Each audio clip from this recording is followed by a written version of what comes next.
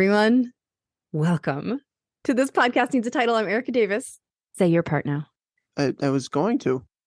And I am Peter Malone Elliott. And this is real talk about writing, publishing, and everything in between. Our guest today is author and editor Jessica Hatch, whose debut novel, My Big Fake Wedding, was released by Bookateur in August 2022. But first, Erica, how are you doing? I'm so excited because Jessica's one of my best friends in real life. Okay, I'll wait till you're done. Oh my God, people are turning up the podcast. Good job. I am so good. It's cold here in Florida. It's not great because cold and air quotes. It's cooler. It's cold for Florida here in Florida. Okay. It is hot for Buffalo in Florida. True. But we currently have the tropical storm / hurricane Nicole heading our way. So our guest today is not sitting next to me, which we originally planned, because Jessica Hatch is one of my actual in real life BFFs. IRL. Like she was literally supposed to be like right here on my exercise ball or the dining room chair. She's never been to this house yet because we keep moving. I'm a little jazzed up because I'm excited to have her on the show. It's gonna be weird. This is like worlds merging, but not really, because I've only known her in a publishing world capacity. So how are you? I'm good. I have a question though before we get into the meat. How did you meet Jessica Hatch? Hatch and I met at the St. Augustine Public Library when she was presenting for the I think it was the Editorial Freelancers Association, like a local thing. She gave a speech and I'm like, that's a cool cat. Afterwards, we just clicked. And she and my other friend, Amber, I hope you're listening.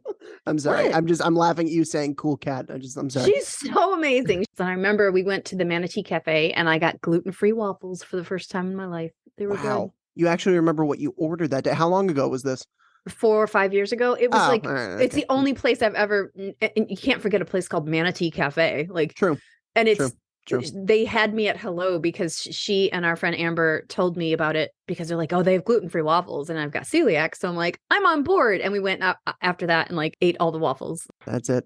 That was it. How about you? How are you doing? I'm really good. I have news. I don't know. I haven't been given the go ahead to publicly announce it yet. So as of now, I can't. But suffice to say, I have very exciting news that I will definitely be able to talk about next time. That's very intriguing. Not going to lie. I already know what it is. She does. I'm totally not going to talk about the fact that it rhymes with. Nope. Other than the really exciting news, which happened literally yesterday. I'm good. Things are okay. You know what I'm doing this is coming out next week. So you know what I'm going to be doing in 3 days after this comes out, or 2 days after this comes out? I'm going to a Airbnb cabin in upstate New York where there's no Wi-Fi, there's no internet, there's no phone service, there's no TV. It's nothing but a cabin in the woods on 100 acres of state forest. I'm going to be reading, drinking whiskey, and hiking with Panda, and that's all I'm doing for a whole weekend. Hey, that's amazing. Yeah. I try and do something like this like once every year.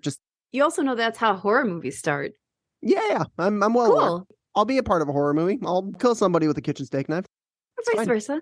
Yeah. And you know what? Fun fact, this Airbnb, it is owned by an older lady who, owns this massive sprawling property right next to the state forest. And she apparently, if you want, she will bring you afternoon tea. Is she in the room with us right now? That's definitely a ghost, Peter. Speaking of ghost, this is for Aaron Brooks, if he's listening. I'm in your freezer. Aaron, we'll have you on the show soon to talk about how much that disturbed you. I wish you well on your haunted trip with the ghost lady. Thank you. I'm very excited. Hey, Erica. Do you want to tell me about our guest? Who, once again, is my in real life buddy who would have been here had it not been for Hurricane Nicole. All right, guys, let me tell you about Jessica. Jessica Hatch has a passion for writing laugh-out-loud fiction with a strong beating heart. Her first novel, My Big Fake Wedding from Bookateur, debuted at #1 on Amazon's Humorous American Literature charts in August 2022. Jessica has worked in publishing since 2013 and has had bylines published in Writer's Digest, The Millions, and Gmob magazine, among others. And she's a proud alumna of the Mores to a Vida Mea workshop in Cese Romano, Italy. Jessica was born outside of Richmond, Virginia, and now lives in Jacksonville, Florida, with her bartender husband, Paul, and their 3 cats. When she is not writing, you can find her jogging on the Riverwalk or planning her next international trip. to my house. That's an international trip. I mean, you have to go over the frequent flyer miles. You have to go over a big bridge. It's scary. A big bridge. Hatch, excuse me, Jessica Hatch. Welcome. Welcome, Jessica. Thanks for coming on the show. Thank you, guys. And for our listeners, every single time she says Jessica, she does Joey air quotes.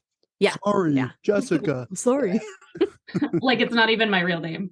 No. Everyone, Hatch was supposed to be sitting here with me because we both live in Jacksonville and she is one of my IRL BFFs. And Peter asked me when we were recording the intro, he asked me how we met.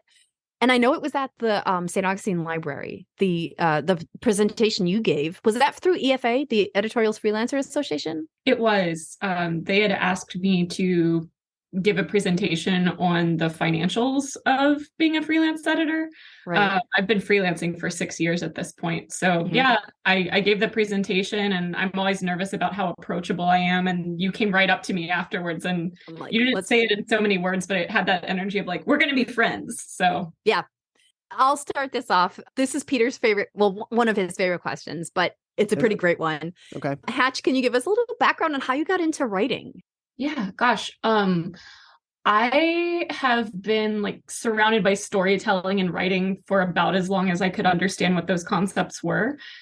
My extended family, whenever we'd get together for the holidays at my grandparents' house, you know, after a meal, we'd either stay sitting at the table or we'd go into the den and just swap funny stories that had happened in the past, things like that. And then I don't think it's any coincidence that at the same grandparents' house, I taught myself how to type. Well, Mavis Beacon taught me how to type, if anyone gets that reference. Yep. And then I just started tinkering around in Microsoft Word. I'm like 5 years old and I would write short little stories that always had a cliffhanger.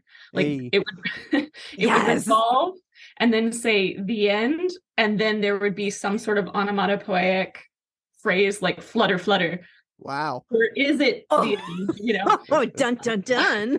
And I would like hold my family hostage while I read them these stories. Which, looking back, like bless them all for supporting me in that way. So I'd always like it was always a part of my life. Of course, I also grew up pretty solidly middle class. So I felt like, you know, people were telling me there's no money in being a writer. What are you doing? Mm-hmm. So I kind of tipped into publishing because, hey, I could work around writers every day while still affording a living. Although we can get into it, but that's kind of funny considering New York publishing. But yeah, so I mean, and then fast forward like 30 years and I finally trusted myself and my own abilities enough to say, you know, I'm going to give myself time every weekday to write. Mm-hmm. And really started trusting that and really started taking risks. And big surprise, the instant I did that, I had 3 short stories published in the same year that had never happened before. Nice. And then I started querying more avidly and the ball started rolling. I love that. Yeah. Speaking of that ball rolling, and Peter, I'm going to take the second question because it's very relevant to me. Take it.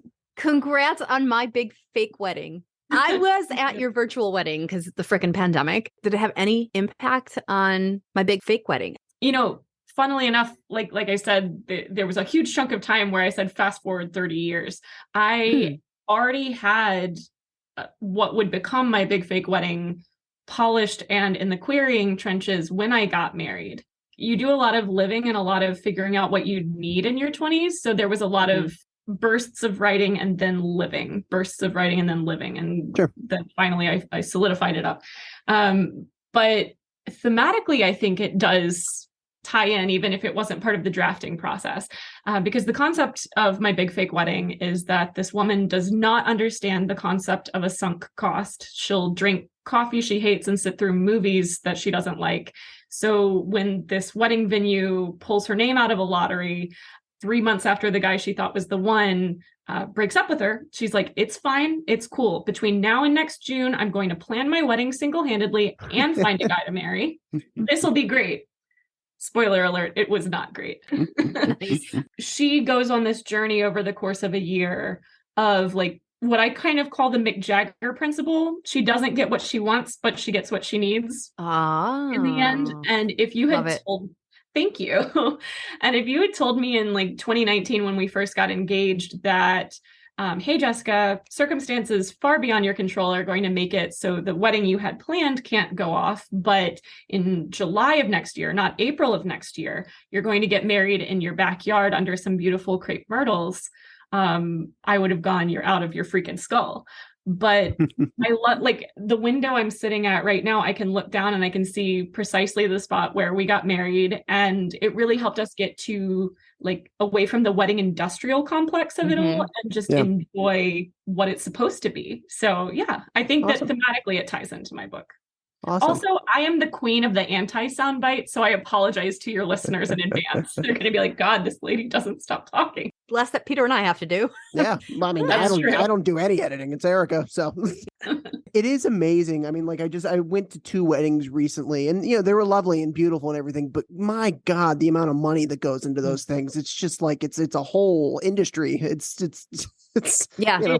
It 100% is. I have a cousin who's a wedding photographer that pays the bills. Yeah. Just because she's constantly busy. But I mean, that's also part of the plot of my novel, is that she wins like a really decent wedding package, awesome. The kind where it's like, oh, you cannot, say no to this. Sure. Which I think a lot of, at least brides would relate to. So yeah, of course. And your book was published by Bookouture. Am I saying that right? Bookouture? Yes, I believe so. That's how they're a hybrid imprint from Hachette. They're based in their London office, but of course have international distribution. Can you walk us through a little bit about that submission process? Because you did it without an agent, right? Yes. So, depending on who you are, the pro or the con of a hybrid publisher is that a lot of times they accept unagented submissions. And I've even seen other imprints that are more traditional at the Big Five. I think Berkeley sometimes has unagented windows of submission. Yep. It's an interesting time we're living in the publishing world. And, full disclosure, I was still querying agents when I submitted to Bookouture. I had in my freelance life a coaching client who said, help me zhuzh up my query package, but I'm also waiting to hear back from this hybrid publisher. And at first I was like, I'm going to look them up, maybe some red flags. But no, I looked at their website. I was like, this is all above board. This sounds incredible. So on a whim between the holidays and New Year's last year, I pitched them and they loved it. And, absolutely nothing against agents, to any agents that are listening. At one point in my life, I wanted to be a literary agent. And, I love writing rom-coms. I hope to write more, but at the same time, I've got other things that are of interest to me. So who knows, I may try to seek representation one day. But a lot of agents, I felt like I was always the bridesmaid, never the bride. I would query, they would ask for the full, and then it would be, we love this, but the concept is great, but and I don't kid myself, I write in a super saturated genre. I mean, rom-coms are everywhere. They're a dime a dozen. So of course they're going to be more discerning, but I was just so sick of that excitement and letdown. And I was like, let's try this. And I have to say, I have loved the experience. It's definitely new to me because I came up in the world of trade publishing, but I've really loved it so far. Awesome. And for our listeners who don't know, can you tell us what a hybrid publisher is? Yes. So to the best of my abilities, here's an explanation. Hybrid means that the publisher or the imprint is a trade publisher. You have everything in-house, from editorial to sales and marketing to rights management. Right. But they have a digital first sort of distribution policy, which is a lot more like self-publishing or indie publishing. They still do print on demand paperbacks, but because they have that lower overhead, I think they can take more risks on mid-list authors, which is honestly how I'd categorize myself. And guys, if anyone takes anything away today, mid-list is not a 4-letter word. It sort of has become that way these days, but I wish it wasn't. For those of us who can get it from context but don't actually know, can you guys talk about what mid-list means? Both of you? Either of you? Peter, do you want to take it? I've been talking a lot. Yeah, take a break. Sure. Yeah. I mean, so mid-list is, an author that sells well and does well, but they're not necessarily a New York Times bestseller. They're not a runaway, huge commercial success. It's kind of like the name sounds, it's kind of like the middle tier, right? Of authors that are successful. Thank you. That's actually really helpful. I never heard that in the full definition, just context. Yeah. And it used to be like those were my favorite books to go to Barnes and Noble and just trawl the shelves and go, oh my gosh, this sounds so cool. I have never heard of it. But those are vanishing these days is what it feels like. Yeah, it's a shame because I mean, it's so many mid-tier, I'm doing the air quotes, the Joey air quotes again, mid-tier authors. They write such amazing stuff. And a lot of these mid-tier books are incredible, but they get kind of lost in the shuffle because Big Five are only giving attention to the one that they've anointed to be the next runaway girl on the train or whatever that title is. I forget. I'm blanking, but you're doing great, buddy. you're almost there, man. Flinging.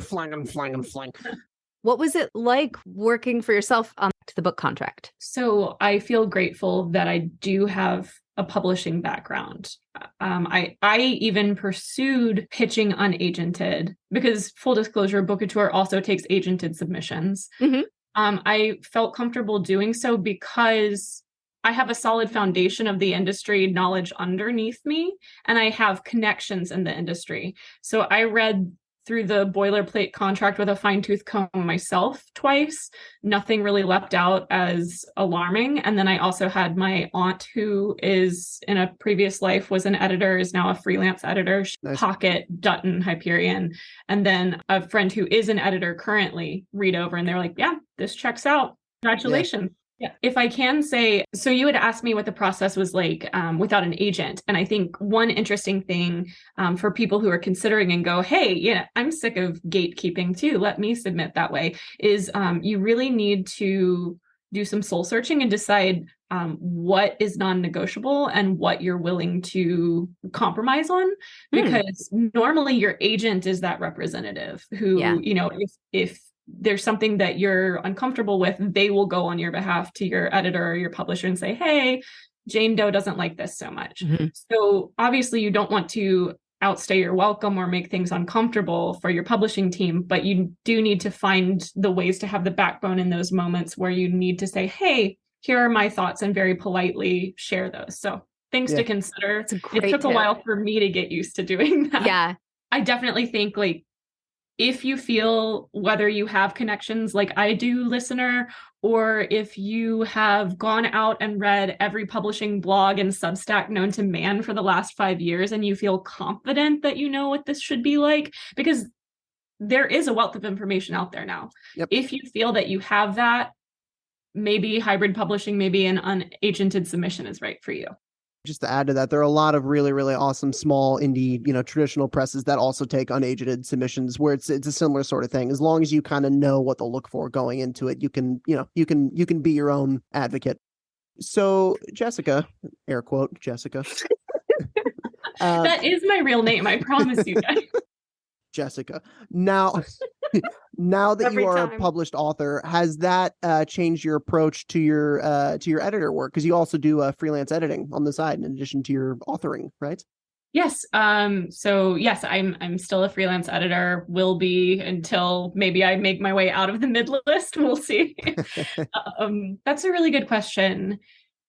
I think that actually, conversely, being a freelance editor has made me a better writer. Awesome. Because while obviously I still subjectively have feelings about my babies, my characters. Sure. I think it's like you can see it more as a puzzle and zoom back and go, okay, here's why the structure isn't working. Here's why this character isn't working quite yet. Sure. My editor, though, shout out to my editor at Bookouture, who is also named Jessica, but she goes by Jess Whitlam Cooper. She's incredible. She not only makes me a better writer, God, I sound like I'm giving an Oscar speech, but she also makes me want to be the best editor I can, because she's a beautiful blend of being kind but incisive at the same time. Like, she has given me, she has given me hard-hitting feedback, and where someone else could have presented it to me in a way that I came away demoralized by the letter, I'm like galvanized to go in, and I'm like, yeah, awesome. That makes sense. I'm excited, so. Awesome. Yeah, that's the mark of a good editor, right? Someone that tell you really, really give you a really, really tough note, but not make you want to jump off a building. That's a good editor. We had a question here about What's the most common mistakes you see authors making in their books? I don't want to talk about you as an editor. I want to talk about you as an author. Like, has your editor brain helped you see something in My Big Fake Wedding that you wish was different? Mm. No, not necessarily. Side note, I can link this to you guys in the show notes. I have a 5-part blog post on my freelance website, 5 editorial mistakes I see, because for a while there I was seeing them everywhere. Yep. So I'll send you guys the link so you can put it in the show notes. Thank you. No problem. But one thing that actually I'll add to my have become a better editor thing is my editor would go through and go, you haven't physically described these characters enough. I have no idea what they look like. If I could just have conversations in a vat, not even necessarily in a vat, just a whole lot of physical action, but I don't have to be like, she was wearing a soft chambray shirt. And but I'm writing in a commercial genre. So like, have you thought about screenwriting? You know, I never have, although everyone who reads My Big Fake Wedding or hears the premise is like, that's a Hallmark movie. So yeah. Hallmark or Netflix, if you're listening to this podcast. Oh, they are. Yeah. Thank you. That was good. What were we saying? Anywho. Peter, it's your turn to get the train back on again. Okay. So Hatch, speaking of books, can you tell us anything about How to Keep a Husband for 10 Days? Because it sounds hilarious and wonderful. Yes. So just jumping in, this is your follow-up book, I'm assuming? They're both standalones. Okay.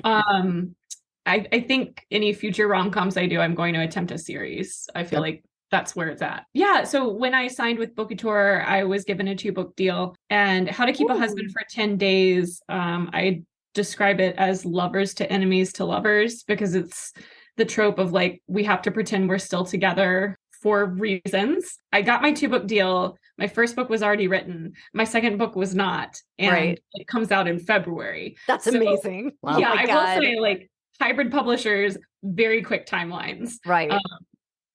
So it'll be really interesting. That first book, like I said, was written leisurely over the course of a decade almost. And then this one was written for the most part over the course of 3 months, actually more like 9 days. Shut up. Yeah. You wrote a book in 9 days? Mm-hmm. Oh my. I realized that it would be better for publicity if it was 10 days. So I think I'm going to just start saying it took 10 days. Say 10 days. Say 10 days. Yeah. There you go. It's adorable. It takes place here in Jacksonville, and fun little anecdote, because right now Erica and I are sitting in our respective houses hoping that Tropical Storm Nicole doesn't knock out power or anything like that. Yeah. It takes place, the present day of it takes place between September and October of this year.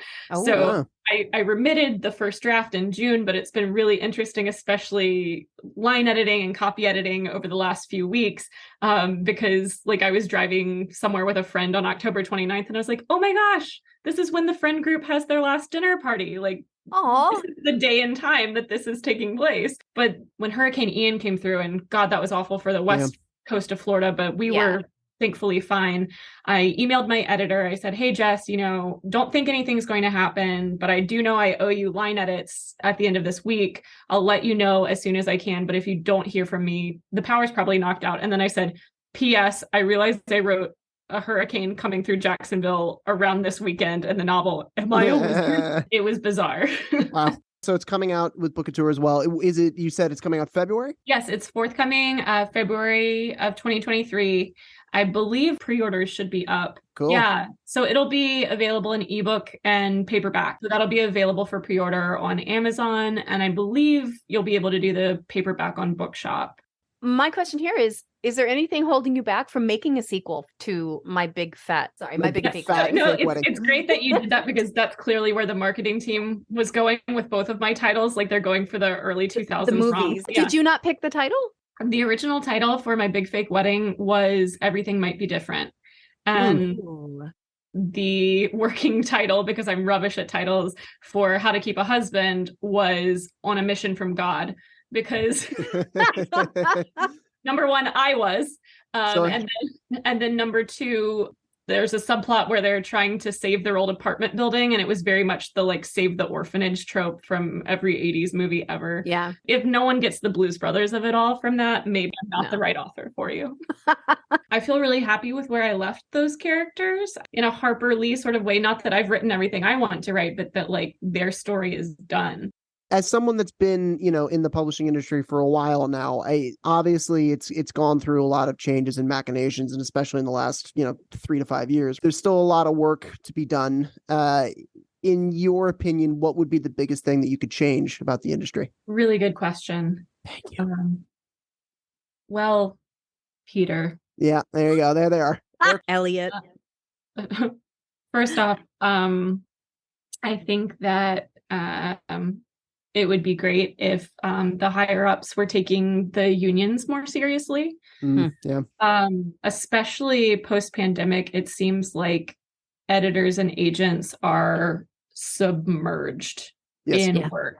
And of course, I work with a lot of querying writers, and I hear their frustration. I totally get that it's frustrating to send out a pitch and not hear back for months and months. Yeah. But these folks are snowed under right now, and no one is putting up the cash to equitably hire new people. I actually saw an agent, someone I know from when I interned at Writer's House, Alex Shane, tweeted, he's great. But he tweeted like, can we just all agree to give editors like a 3-month moratorium between now and the end of the year to just like catch up so that we can like send things on sub to them and not feel like we're bugging them. I think really there needs to be some sort of detente for workers in publishing right now. Especially a lot of these big 5 houses. I mean, the assistant and associate editors, they're doing like 2 or 3 jobs at once, essentially. And I don't know that a lot of authors necessarily know or appreciate that. I know it's hard to be patient as someone who queried a lot. I empathize, but it's like you said, I mean, they're doing the best they can with the amount of work. They're not sitting at their desk all day reading. They're in meetings all day, and then they go home and they read. Right. I mean, like this is the thing about editors. I mean, like I was talking to an editor friend of mine. She was saying, like 90% of my job is not reading, a million other things, and then they're going home at 7 or 8 p.m. Right, and then they start reading. So I mean, it's kind of a miracle that it works at all, really. Which is why I'm a big fan of like just throwing into public fora, I guess I should say, like this, how much I appreciate my editor. Jeff, if you're listening, thank you. Jessica. Hatch, if you could go back, I got it, Peter. I got it. Yeah, there you go. Okay. Yep. Hatch, if you could go back and give younger Hatch a piece of advice, I was going to say about publishing, but about anything, what would it be? And oh my gosh. Okay, so if you go out and you read My Big Fake Wedding, which we'll link to in the bio, my protagonist B is pretty much like a gloss for my younger self. She's very type A. She's very perfectionist. She feels that things have to be done in a certain order. They have to be done in a certain way. So I would love to go back to Jessica B is 29, but I would love to go back to myself at age 20. Hopefully I could do this without like butterfly affecting anything, because I like who I am. Sure. But I would tell her, first off, you are loved and you have valuable things to say. So stop doubting yourself. Yeah. And then the tough love would be, listen, you don't have to have all of the answers 100% of the time. In fact, it's better when you don't.